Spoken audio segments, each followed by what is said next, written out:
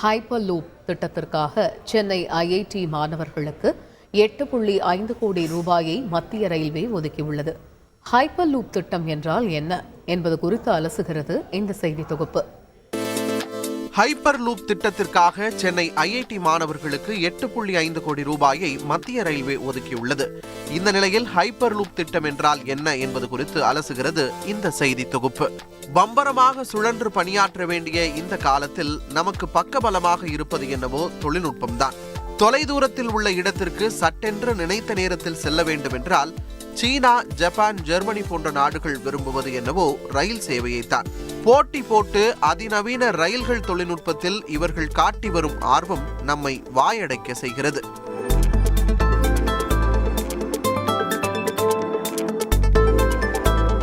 இவர்களுக்கும் ஒரு படி மேலே சென்று ரயில் போக்குவரத்தில் அசர வைக்கும் புதிய டெக்னாலஜியை கண்டுபிடித்தவர் உலகின் number 1 கோடீஸ்வரரான Elon Musk.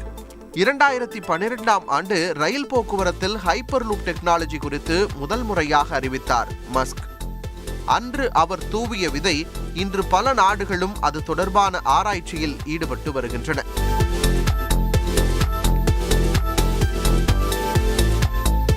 Hyper loop ரயில் சேவை மக்களின் பயன்பாட்டிற்கு வந்துவிட்டதா என்று கேட்டால் இன்னும் 8 ஆண்டுகளுக்குள் வந்துவிடும் என்பதுதான் பதில். 2020ஆம் ஆண்டு அமெரிக்காவின் நெவாடா மாகாணத்தில் உள்ள பாலைவனத்தில் இதற்கான சோதனை ஓட்டம் வெற்றிகரமாக முடிந்தது. முதல் முறையாக 2 மனிதர்கள் பயணிக்க நடத்தப்பட்ட ஹைப்பர் லூப் ரயில் சோதனையும் அதுதான். பொதுவாக 2 நகரங்களை இணைக்கும் வகையில் ரயில்வே தண்டவாளம் அமைக்கப்படுவது உண்டு. ஆனால் இங்கோ குழாய் போன்ற வடிவம் அமைக்கப்படுகிறது. இந்த குழாயில் அமர்ந்து மக்கள் பயணிக்கலாம். இதற்கு பின்னால் இருக்கும் தொழில்நுட்பம் என்னவென்றால் குழாயினுள் இருக்கும் காற்றை வெளியேற்றி வெற்றிடத்தை உருவாக்கி அதன் பிறகு குழாயினுள் டிரான்ஸ்போர்ட் பாட் எனப்படும் பயணிகள் பெட்டியை இணைப்பதாகும். பிறகு மின்காந்த புல விலகலை பயன்படுத்தி இந்த பெட்டி நகரும். இதோடு ஹைப்பர் லூப் தொழில்நுட்பத்தில் எரிபொருளுக்கான தேவை என்பதே இல்லை.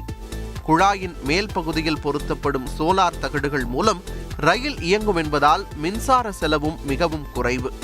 மணிக்கு 1200 கிலோமீட்டர் வேகத்தில் பயணிக்கும் வகையில் இந்த ரயில் இயக்கப்படுவது கூடுதல் பிளஸ். அதாவது 35 கிலோமீட்டரை 5 நிமிடத்தில் கடந்து விடலாமாம். தலைநகர் சென்னையிலிருந்து கடைக்கோடி மாவட்டமான கன்னியாகுமரிக்கு 35 நிமிடத்தில் சென்று விடலாம்.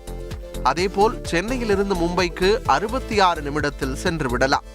பூகம்பம் வந்தால் கூட தாங்கக்கூடிய வகையில் இந்த ரயில் சேவை உருவாக்கப்படுகிறது. இந்தியாவை பொறுத்தவரை ஹைப்பர் லூப் குறித்த ஆய்வில் இறங்கியுள்ளது.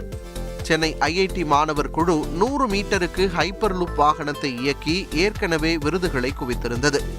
அடுத்ததாக 500 மீட்டருக்கு ஹைப்பர் லூப் வாகனத்தை இயக்க உள்ளது.